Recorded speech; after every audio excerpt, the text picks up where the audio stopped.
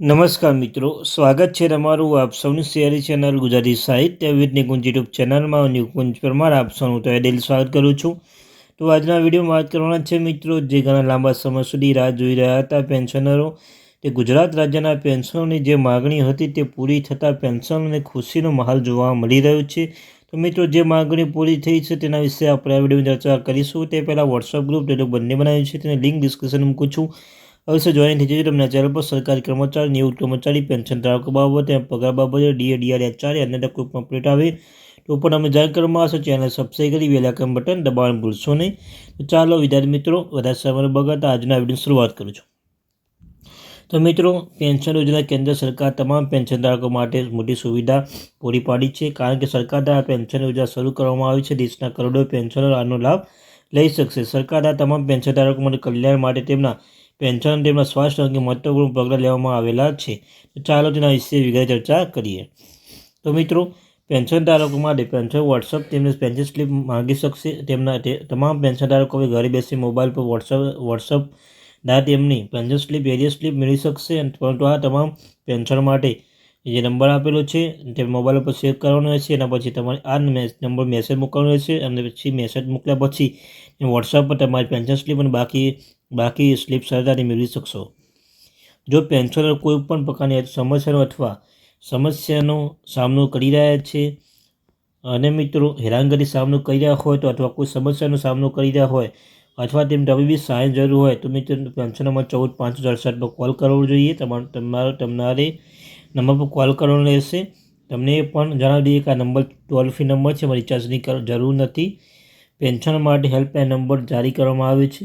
સરકાર દ્વારા તમામ પેન્શન માટે હેલ્પલાઇન નંબર શરૂ કરવામાં આવે છે। જો કોઈ સરકાર ઓફિસ લોચ લે છે, તમામ જે 55 નંબર છે મિત્રો પર કોલ કરવાનો, ફરિયાદ નોંધાવી રહેશે। તો આના પર કોલ કર્યા પછી તમારા સમસ્યા તરત જ ઉકેલ આવી જશે, તમારું કાર્ય પણ પૂર્ણ થઈ જશે।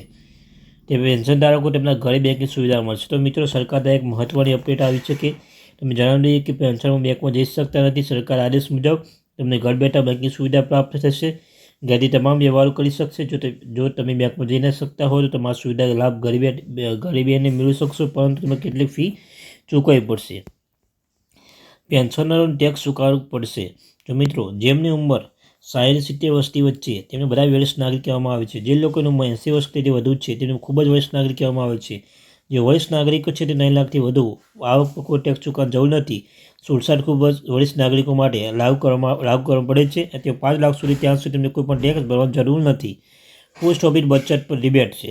જો દેશના તમામ પેન્શનરો પોસ્ટ ઓફિસમાં પોતાનું ખાતું ખોલાવે છે, તે રીતે ખાતામાં જે પણ પૈસા જમા થાય છે તે આવકવેરો ભરવાની જરૂર નથી। આ સાથે વરિષ્ઠ નાગરિક યોજનાએ રોકાણ કરનાર 8.2% વ્યાજ પણ આપવામાં આવશે।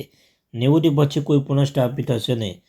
કેટેગરી 3-4 પેન્શન માટે મહત્વપૂર્ણ પ્રાયોરિટી છે। જો સેવા દરમિયાન કોઈપણ પ્રકારની ભૂલ કારણે પેન્શનરો વધુ ચૂકવણી કરવામાં આવી હોય તો તેમની પાસે વસૂલાત થઈ શકતી નથી।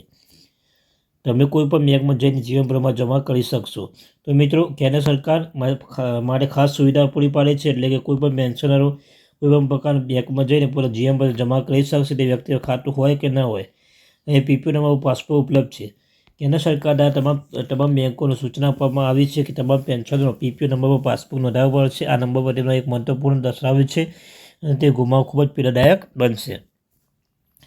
પેન્શન અને પેન્શન કલ્યાણ વિભાગ નવી સિસ્ટમ શરૂ કરી છે, જેમ કે સરકારી કરોડ પેન્શન માટે સિસ્ટમ શરૂ કરી છે, જ્યાં પેન્શનરો પેન્શન નિરાકરણ માટે ટોલ ફ્રી નંબર આપેલો છે। આ નંબર પર કોલ કરવાનો રહેશે। ટોલ ફ્રી નંબર છે, તમે ઈચ્છો તો આ નંબર પર કોલ કરીને પૂરો વોટ્સઅપ પર સંપર્ક સાધી શકો છો।